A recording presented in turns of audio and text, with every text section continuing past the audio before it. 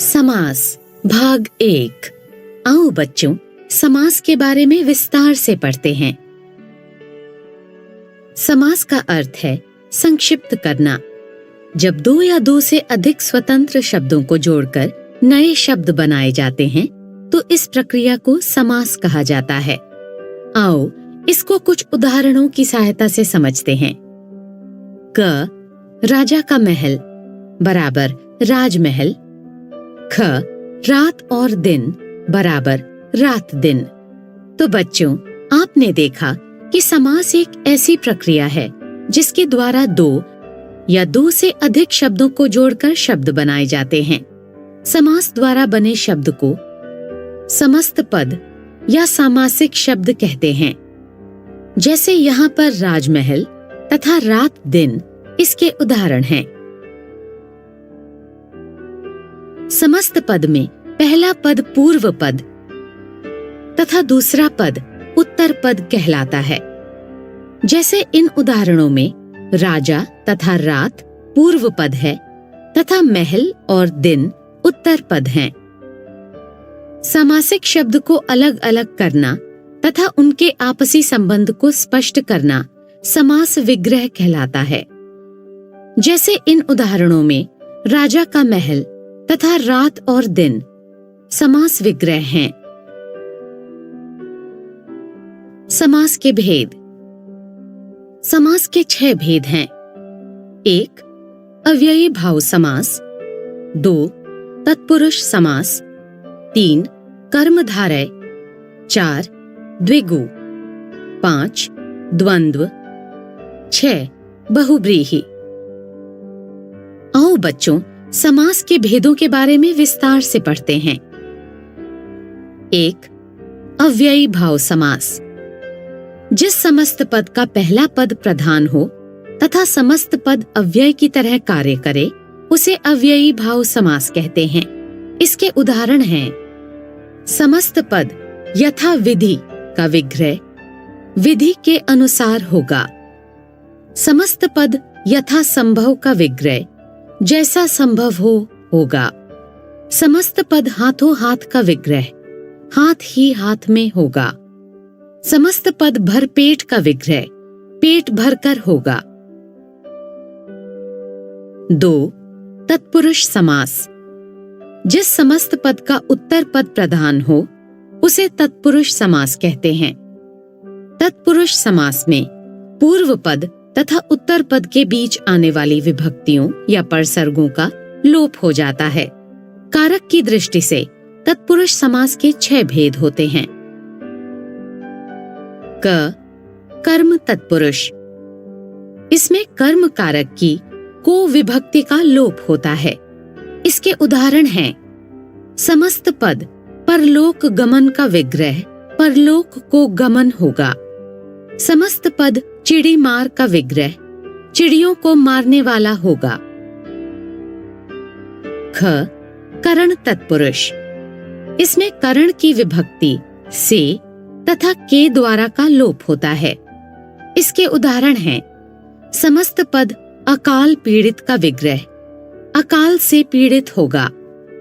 समस्त पद हस्तलिखित का विग्रह हाथ द्वारा लिखित होगा। ग संप्रदान तत्पुरुष। इसमें संप्रदान कारक की विभक्ति के लिए का लोप किया जाता है। इसके उदाहरण हैं समस्त पद माल गाड़ी का विग्रह माल के लिए गाड़ी होगा। समस्त पद सभा भवन का विग्रह सभा के लिए भवन होगा।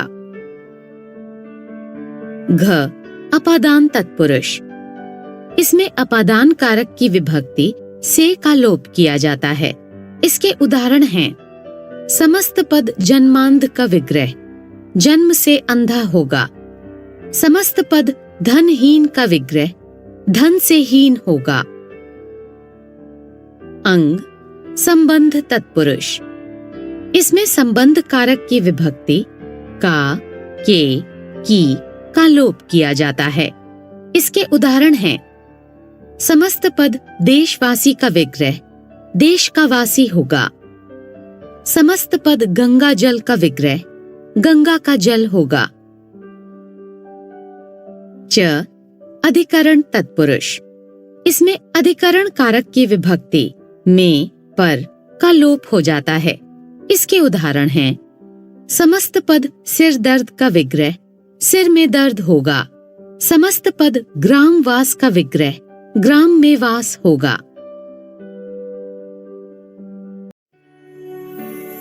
समास भाग 2। 3 कर्मधारय समास। जिन समस्त पदों का पहला पद विशेषण तथा दूसरा पद विशेष्य हो अथवा एक पद उपमान और दूसरा पद उपमेय होता हो, वह कर्मधारय समास कहलाता है। आओ इसको कुछ उदाहरणों की सहायता से समझते हैं। पहले हम विशेषण विशेष्य से बनने वाले कर्मधारय समास को देखते हैं।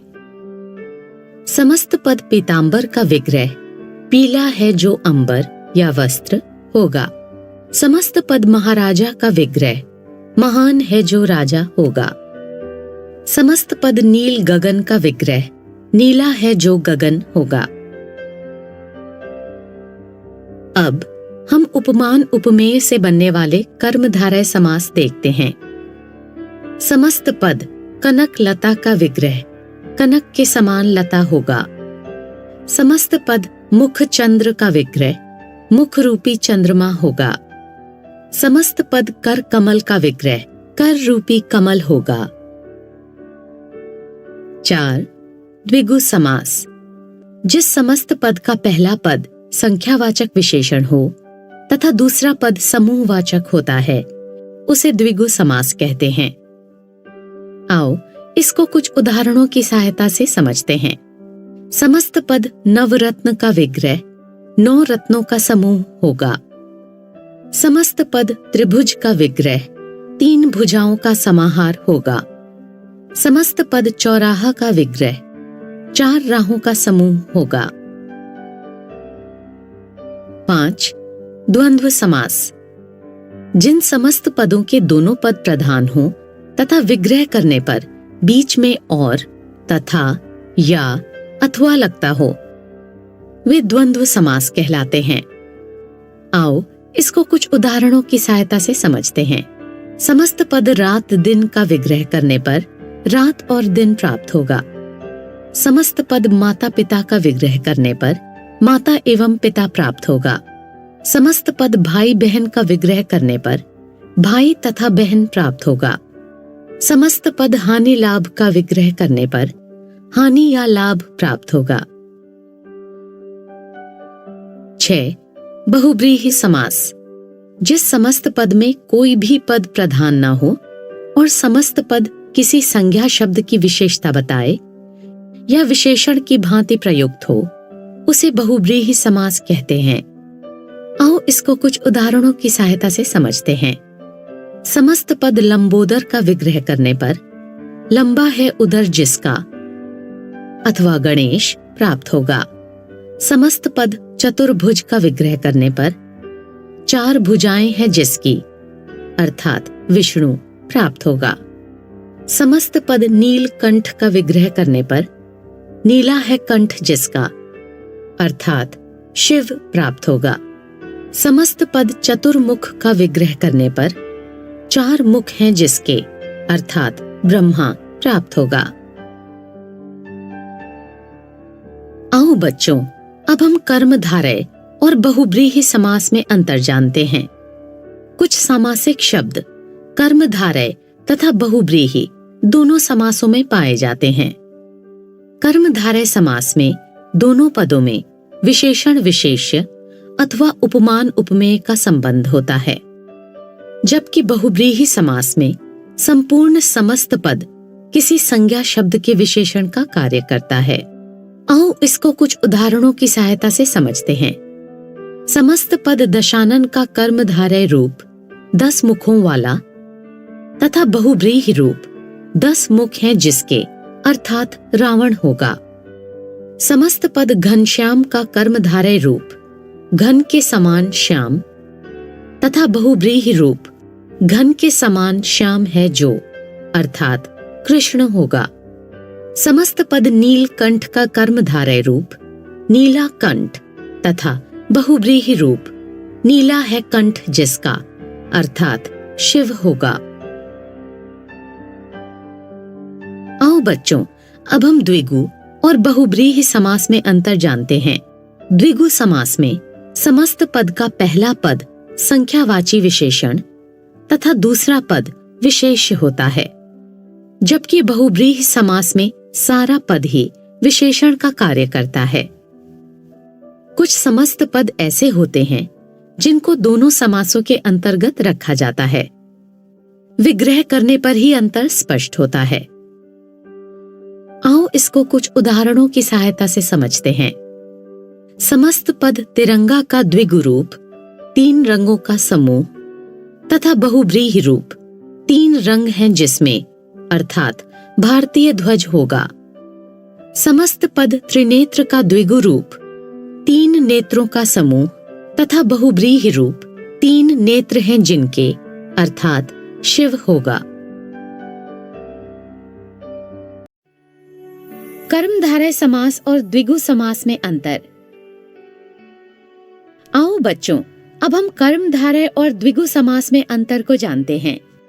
कर्मधारय समास में समस्त पद का एक पद गुणवाचक विशेषण तथा दूसरा पद विशेष्य होता है, जबकि द्विगु समास में पहला पद संख्यावाचक विशेषण और दूसरा पद विशेष्य होता है। आओ इसको कुछ उदाहरणों की सहायता से समझते हैं। समस्त पद परमानंद का विग्रह करने पर परम आनंद प्राप्त होगा। समस्त पद परमानंद का एक पद परम गुणवाचक विशेषण तथा दूसरा पद आनंद विशेष्य है, कर्मधारय। समस्त पद चतुर्वर्ण का विग्रह करने पर 4 वर्ण प्राप्त होगा। समस्त पद चतुर्वर्ण का एक पद 4 संख्यावाचक विशेषण तथा दूसरा पद वर्ण विशेष्य है, द्विगु।